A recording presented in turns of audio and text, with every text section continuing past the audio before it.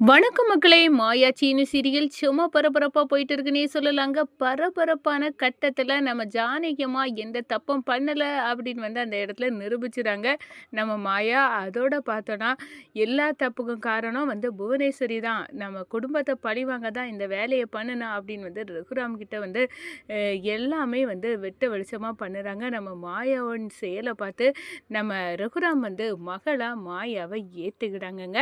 அத பத்தி தான் இந்த வீடியோக்குள்ள பார்க்க போறோம். அதுக்கு முன்னாடி சேனலுக்கு லைக் அண்ட் சப்ஸ்கிரைப் பண்ணுங்க ஃப்ரெண்ட்ஸ். பக்கத்துல இருக்க பெல் ஐகானையும் கிளிக் பண்ணுங்க. அப்பதான் நான் போடுற ஒவ்வொரு வீடியோவும் நோட்டிஃபிகேஷனா உங்களுக்கு கிடைக்கும். வாங்க ஃப்ரெண்ட்ஸ் வீடியோக்குள்ள போகலாம். ஃபர்ஸ்ட் எடுத்த உடனே சும்மா அதிரடியான பரபரப்பு கட்டந்தாங்க. நம்ம ஜானகி அம்மா உண்மைய பத்தி ரகுராம் கிட்ட சொல்றாங்க. "என்கிட்ட மறைக்க என்ன இருக்கு ஜானகி?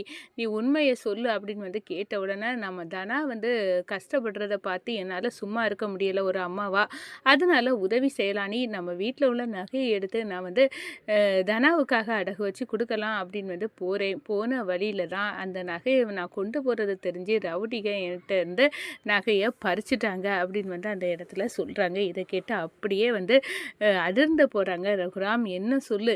என்ன நகைய பறிச்சுட்டாங்கல்ல, அதுக்கு பிறகு எதுக்காக நீ கோயிலுக்கு போன ஜானகி?" அப்படின்னு கேட்குறாங்கங்க. அப்போ சொல்றாங்க நம்ம ஜானகி அம்மா, "அந்த நகைய பறிச்சுட்டு போன திருடன்ட்ட இருந்து எப்படியாவது இந்த நகைய மீட்கணும்னு நானும் மாயாவும் ரொம்ப முயற்சி செய்தோம். அந்த நேரம் தான் திருடனே ஃபோனை போட்டு கோயிலுக்கு வாங்க, இன்னைக்கு நைட்டு 10 மணிக்கு வாங்க, நான் அங்கே நகையை கொண்டு தந்துடுறேன், உங்கள்கிட்ட இருந்து வாங்கினது தப்பு தான்" அப்படின்னு அந்த இடத்துல சொல்லி சொன்னான்.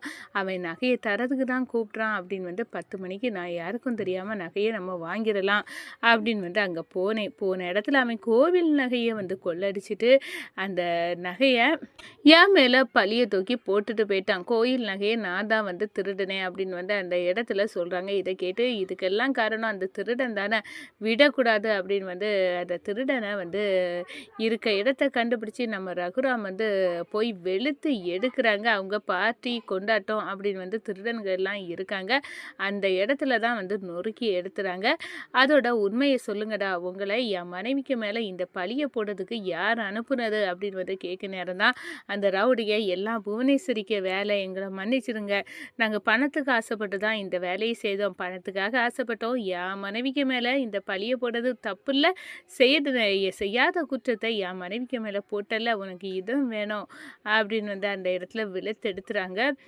அதோட நம்ம பஞ்சாயத்தில் கொண்டு நிரூபிக்கணும் அப்படின்னு நினைக்கிறாங்க. ஆனால் நம்ம மாயா அதை விட புத்திசாலிங்க.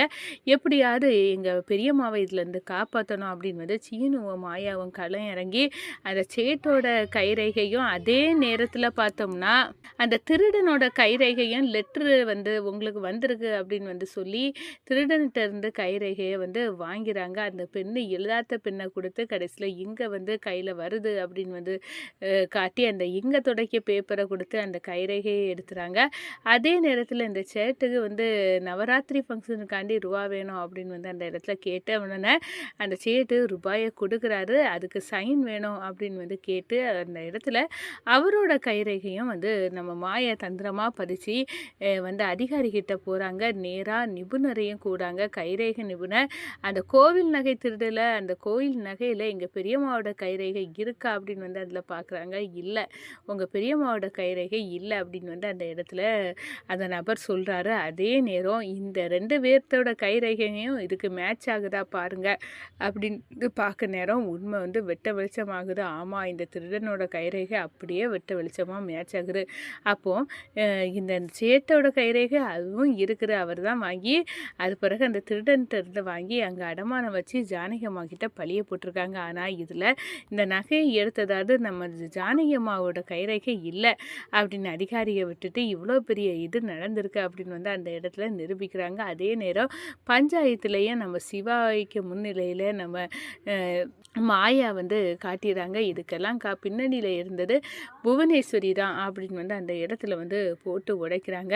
நம்ம பத்மாவும் பார்வதியும் எப்படியாவது இன்னைக்கு என் புருஷன் வந்து தீர்ப்பு குடுக்கறதுல நம்ம ஜானகி அண்ணி வந்து வீட்ட விட்டு போனவங்க ஒரே அடியா போயிருவாங்க அப்படின்னு வந்துக்கிட்டு நம்ம பார்வதி வந்து கச்சை கட்டிட்டு இனி வீட்டோட சாவி நிரந்தரமா நம்ம கையில தான் இருக்க போகுது. அத மாமாவே வாங்கி தந்துட்டாரு. இனி ரொம்ப சந்தோஷம் அப்படின்னு வந்து இருக்காங்க. நம்ம ஜானகி அம்மாவும் என் நம்ம ஜானகிய இன்னையோடி வந்து ஊரை விட்டே ஒதுக்கி வைக்க போற அளவுக்கு இந்த சிவராம் வாயாலே அவங்க அன்னைக்கு தண்டனை வாங்கி குடுத்துருவேன்னு புவனேஸ்வரியும் வந்து கச்சை கட்டிட்டு நிற்கிறாங்க. அவங்களையே வந்து இதில் வந்து சிக்க வச்சுட்டாங்க நம்ம மாயா. அந்த ரவுடிகள் எல்லாம் வந்து கூட்டிட்டு வராங்க. அந்த ரவுடிகள் எல்லாம் வந்து புவனேஸ்வரிக்கு முன்னாடியே இவங்க தான் செய்ய சொன்னது அப்படின்னு வந்து போட்டு உடைக்கிறாங்க. வெட்ட வெளிச்சம் உண்மையை தெரிஞ்சு அந்த குற்ற உணர்வில் அப்படியே வந்து நம்ம புவனேஸ்வரி நிற்கிறாங்க. அவங்க வந்து அவங்ககிட்ட வந்து ஊர் மக்கள் எல்லாம் என்னென்ன பண்ணி நீ ஜானகி ரகுராம் ஐயா குடும்பத்தை இப்படியெல்லாம் பழிவாங்க நினச்சிருக்கேன், உனக்கு கேவலமா இல்லை? நீனும் ஒரு பொம்பளை தானே, ஒரு பொம்பளைக்கு மேலே இவ்வளோ பெரிய பழியை உன்னால் எப்படி போட முடிஞ்சு அப்படின்னு வந்து காரி துப்பிவிட்டு போன கதையாக ஊர் மக்கள் எல்லாம் புவனேஸ்வரியை வெளுத்தெடுக்க ஆரம்பிச்சிட்டாங்க. இந்த சைடு வந்து நம்ம சிவா வந்து தீர்ப்பு இப்போ அபாண்டமாக வந்து ஜானகி அம்மா மேலே இந்த குற்றம் வந்து சுமத்தியிருக்காங்க. எல்லாம் எடுத்தது இந்த திருடனே ஒத்துக்கிட்டான். அதுக்கெல்லாம் காரணம் இந்த புவனேஸ்வரிக்கு அந்த ஊருக்கும் சம்மந்தம் இல்லை அப்படின்னு வந்து அந்த இடத்துல வந்து ஊரை விட்டே ஒதுக்கி வச்ச குடும்பம் தான் இந்த குடும்பம். அவங்க இந்த வேலையை பண்ணியிருக்காங்க அப்படின்னு வந்து நம்ம புவனேஸ்வரியை வந்து வெளுத்து எடுக்கிறாங்க. அதே நேரத்தில் வந்து புவனேஸ்வரி தான் காரணம்னு அதிகாரிகளும் வந்து புவனேஸ்வரியை வந்து கையும் களவுமா பிடிச்சிட்டு போகிறாங்க.